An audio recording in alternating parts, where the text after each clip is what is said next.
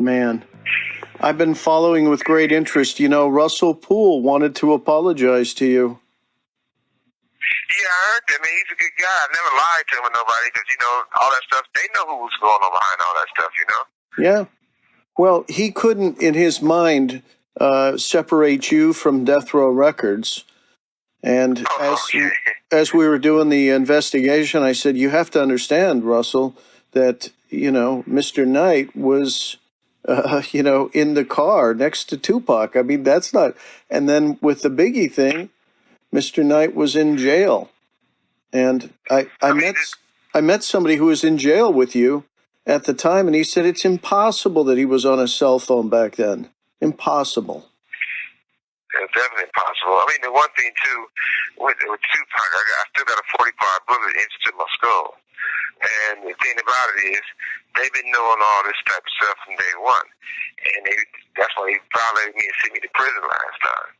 And the other thing is, for Biggie's son, I'm quite sure if they saw the first one, they would saw the second one, because it's the same circle of people, you know? I got tapped on the shoulder by one of the cops' daughters that was involved, and she told me. I mean, you know, this isn't conjecture anymore. We know the facts. Yeah, it's the same people, same circle of people. Yeah. Have nothing to do with me, you know? No. In this exchange between Suge and Michael Carlin, Suge states that if they understand what happened in the killing of Tupac, they would also understand the murder of Biggie. He says it's the same circle of people. If you're a friend of yours, you're a friend of mine. Exactly. You know, a lot of stuff is just basically the public is naive to a lot of stuff. Yeah. And a lot of things in dealing with incarceration, even business, there's a lot of politics, you know. I mean, it's like, I never should have went to prison the first time I went to prison. But I had caught the accounting firm who Jimmy introduced us to. They stole like about $30-40 million, you know. I'm not sure if this audio exchange is clear, but what Suge Knight is alluding to is that when he went to prison for the first time, close to $30 or $40 million was stolen from him by his lawyer at the time, David Kenner. My thing with my accounts was I signed all my checks. So any check was over $5,000, I definitely had to sign it. And they was giving David $100,000 a month, and David said he was giving Jimmy a kickback from $100,000 a month. So we was paying him for all the work he did as an attorney, and they was giving him $100,000 a month. Wow. And buying cars and houses and stuff.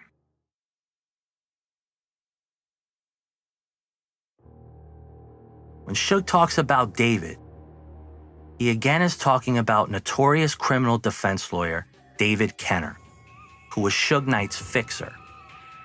In this exchange, he also states that Kenner was funneling money to legendary music industry executive Jimmy Iovine, who ran Interscope Records, the parent label of Death Row.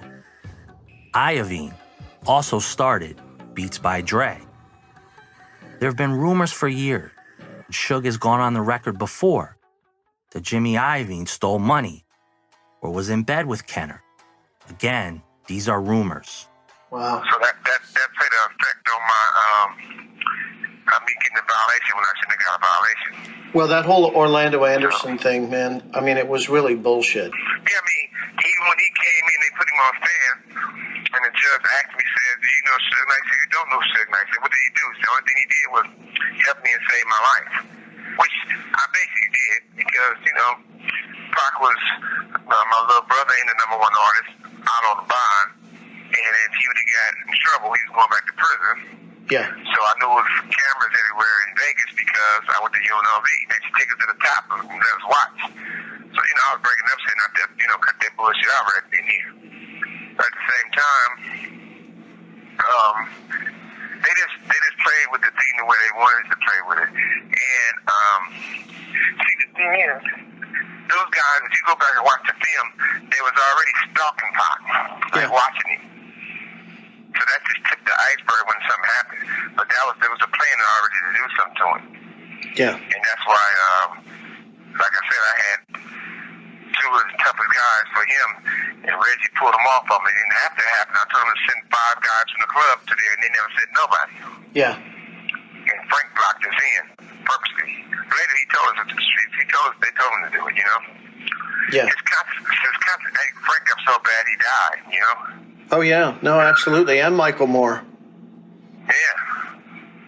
And then Perez and them was all involved. They were trying to kill me too, but see, because Perez and Reg and was good friends, and Perez and Sarita and Reg is great friends, and so all those 3 together was trying to plot, you know? Yeah, exactly. Russell got it right before he died. Yeah. Yeah. Well. And you know, and the sad thing about it, Atlanta wasn't even the shooter, you know? No, exactly. No. And they just said that, but that's not at all. He was actually a good kid too, you know? Yeah. This audio you just listened to is the most important exchange to take note of. Suge Knight implicates LAPD cop Rafael Perez, his ex-wife, Sharitha Knight, and Reggie Wright Jr. in the killing of Tupac. He alludes again that if you understand the power struggle that was going on at the time for Death Row Records, you would also understand the role Reggie Wright Jr. played in all of this. This is the first time that Suge Knight has implicated Rafael Perez. What is interesting is that he puts Perez in the middle of the shooting of Tupac. I want to be clear that as of now, I have no hard evidence as it relates to the murder of Tupac in Las Vegas. Yeah, my judge said he watched the tape 97 times and still couldn't say I did anything. Yeah. He asked him, could he just give me less time, like 1 year, or back on probation? And the lawyers never said, yeah. They all kept saying no, but that's not true. He could have. Yeah. And I got the paperwork to prove from 2 different DAs and all attorneys.